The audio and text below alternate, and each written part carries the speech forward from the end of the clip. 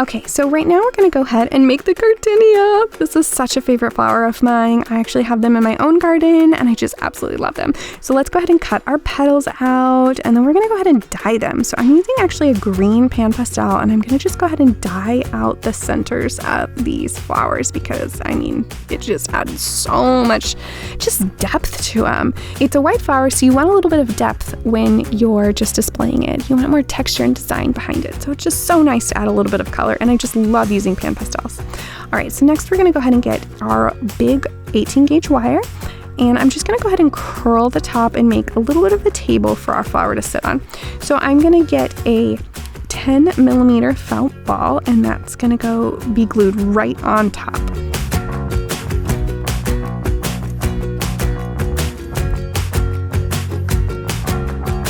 So our smallest petal, we're gonna go ahead and just stab our wire right through the middle and bring that bad boy up.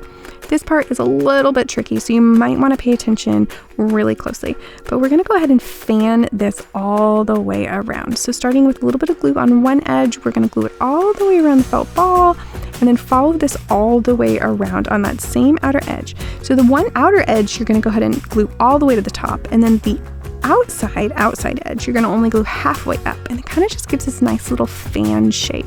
So you're gonna do that exact same process all the way around, and then we'll close up that first petal we did right at the end.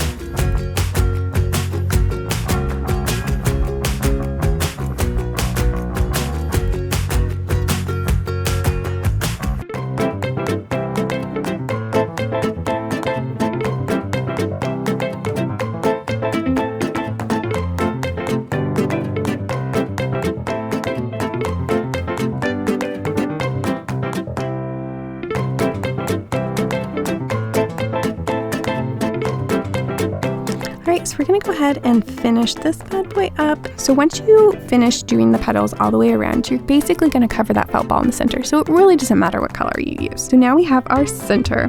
So now we're gonna go ahead and grab our other petals. So these I actually use some hairspray and stiffen them, and that definitely helps give them a little bit more rigidity and stiffness. So the next layer, I'm gonna just curl one edge and then on each petal. And go ahead and just test it beforehand which one you'll need to curl. So the way you're gonna do this is you're gonna kind of put it next to it and see, and I'll show you in a minute kind of how the right way would be and the wrong way, but just trust me here. So the next few petals we're gonna go ahead and curl in kind of all different directions. So the first few I like to kind of like do a curling pinch look. Some of them I just kind of like pull on and make them more wavy. And this just kind of takes a little practice and patience. Just be really patient with this process. Try not to pinch tightly when you're making these little triangle shapes, because then you'll have like a really drastic crease, and that's not the goal. You just kind of want like a very subtle pinch. I'm definitely not clamping down on my straightener all the way. So for instance, like these ones, I'm kind of just like yanking on them and pulling them, and it's just kind of giving them this fun, really curved effect. So that way they're just not like flat and rigid. So you're gonna go ahead and do this on all 4 of your larger petals. Just alternating between the 2 different techniques, just curling and pulling, and then the curving triangle kind of look. And then we will assemble this bad boy. All right, so now we're gonna go ahead and take our smaller petal. We'll do the same action where we're just stringing our wire through, and the dyed side is actually coming from the bottom. So be sure to make sure you put the dyed version on the bottom. So if you notice how it's like fanning out similarly to the first one, that's what I meant by making sure you curl the right side. So we're just gluing one side of the petal and just gluing it right to the top layer of petal as well. We're just gonna work our way around.